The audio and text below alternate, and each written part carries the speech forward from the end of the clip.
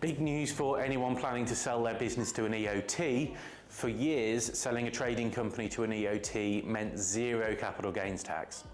It was one of the most generous reliefs we had in the UK tax system, but for disposals on or after the 26th of November 2025, that relief has been abolished.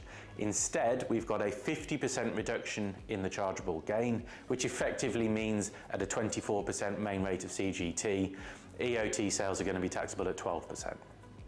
So most EOT deals are structured using deferred consideration, which means that the trust buys the company using future profits of the company itself, and normally over sort of 5 to 10 year period. So I can imagine instances where a company is sold for, say, £5 million, only receiving a small amount of tax of the cash up front, and therefore funding this cash could be a particular problem. And therefore I think this reform could put some of those types of transactions at risk.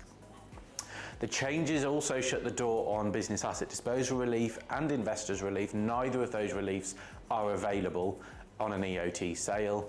And if for some reason you sell those shares at a loss, the transaction is treated as no gain, no loss, so you can't claim an allowable loss either. For the trustees themselves, their acquisition cost will be 50% of what they actually paid, plus 50% of the seller's original base cost, because it's a 50% rollover effectively. Now HMRC are expecting the change to raise 185 million in 26-27 tax year and 985 million by 2030-31. I'm not really sure on the accuracy of these forecasts, but I do think we're likely to see a material drop in EOTs, especially those structured for tax purposes. But all the EOTs we've had ongoing over the budget period are continuing. So they are more about the sale to the EOT and employee ownership, which shows that it is still a strong business model.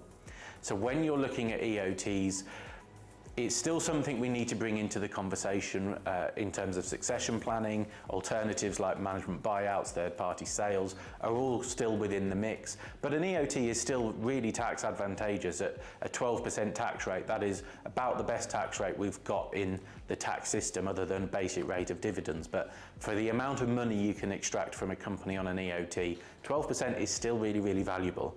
So I know it doesn't look quite as generous as it did before with 100% relief, but those who are doing this for genuine business reasons, and I've always said from the start, this is a business model, it has to be right for the company, well, I still see all of those still going ahead as planned because it's still such a generous relief and still gives all those benefits that employee ownership brings. As always, like, comment, share. It lets me know that these videos are well received, and if you have any comments or interpretation of this legislation, really interested to hear everyone's thoughts.